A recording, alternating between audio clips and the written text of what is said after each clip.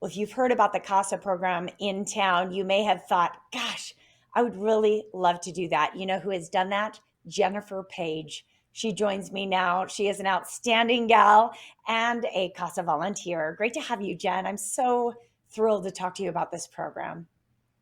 Well, thank you so much for the opportunity. It's exciting to share. It's so important work that we do. It is very important work. Tell me, what led you to being a CASA volunteer? I kind of fell in it, to be honest. I had heard about it from a friend and made a few calls, went to an orientation and training, and the rest is history. Well, it's great. And I believe you've been doing it for several years now. I'd love to hear all about your experiences. First off, for those folks who don't know exactly what a CASA volunteer is, explain the program and its importance. Absolutely. Well, first of all, CASA stands for a court appointed special advocate. And so essentially, what we do is advocate for kids across Nevada who are living in foster care. And so, anytime a child is put into the foster care system during the entirety of their case, they will be assigned to a CASA volunteer who's there really to advocate for them across the entire experience.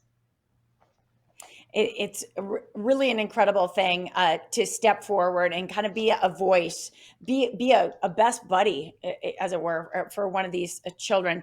Tell me a little bit. I know you may not be able to reveal names and ages, but about your experience working one on one with your CASA child.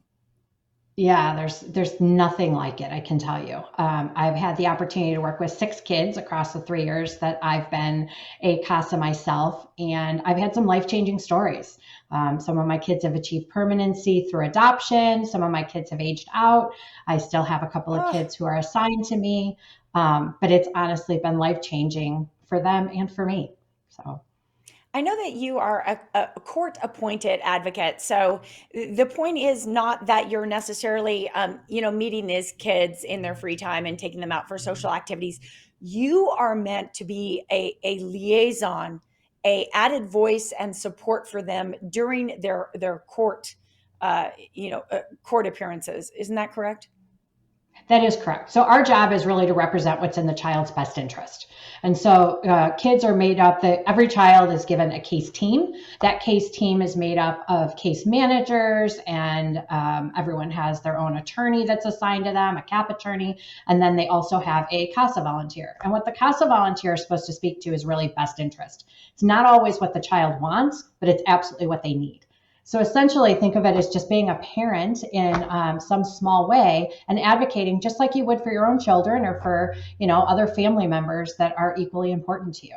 And so, really, what we do is we work with the judge and with every person in that child's life. So we work with their teachers, their therapists, their social workers, their soccer Mm. coaches, right? And just talk to them about what it is that they need and make sure that they're getting what they absolutely need. Well, it's really tremendous. Yeah, I understand. So you're kind of an added coordinator, an added advocate for their interests. It sounds like some really adult stuff to me. I certainly, as a kid growing up, the youngest in a family of three, I never had court dates to attend. It sounds like it's kind of high level stuff. It definitely is. I mean, what these kids go through is heart wrenching, but they are some of the strongest kids you can ever meet. They are able to go in and meet with the judge themselves. And if they don't want to meet with the judge, they know that they always have me there to do it for them. And so I get the opportunity.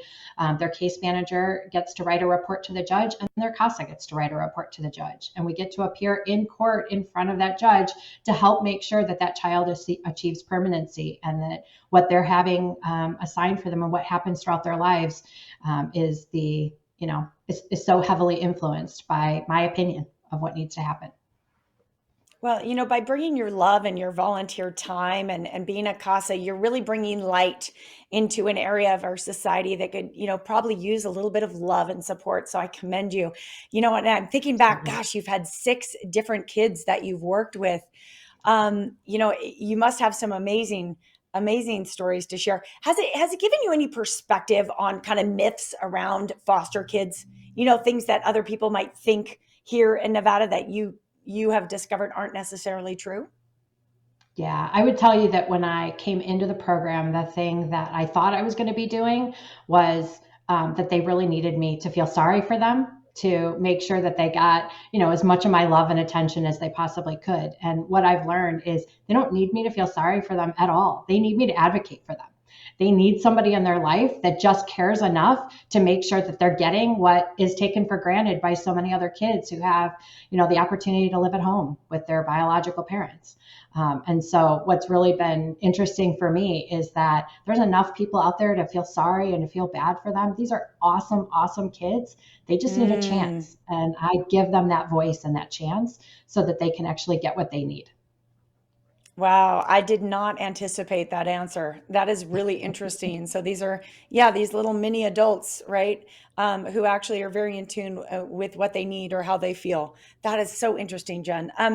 I'm sure you've inspired a lot of people to look into being a CASA volunteer. Of people want to know about the training, about the time commitment, and about all the amazing rewards. Where can they do? What can they do rather to find out a little bit more about the program? Yeah, I'm so glad you asked me that question. So, the most important thing that I would say, and the biggest thing, the biggest myth out there is that it takes so much time. And it can. I mean, certainly there are times when you will have to do more than others. But for the most part, I'd say if you have 5, 10 hours a month that you can dedicate, that's really all it takes. So I get together with my kids on a weekend afternoon or on an evening after school and after work and go to the park for a couple hours or go to the library and read books, things like that, right? Take them out for lunch, whatever it is that you can do to spend some time with the kids themselves. And then usually I use my lunch hour and I make calls to the child's teacher or to their therapist and talk to them. And then twice a year, you have to go to court and Yep. attend with a judge. So it's honestly not as time consuming as a lot of people think.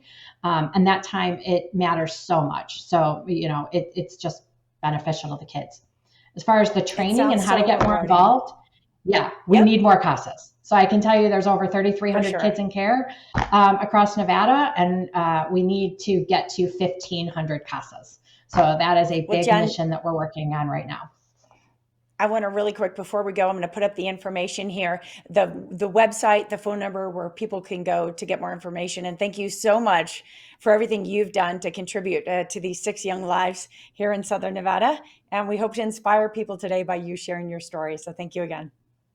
Thank you so much. Let's make a difference.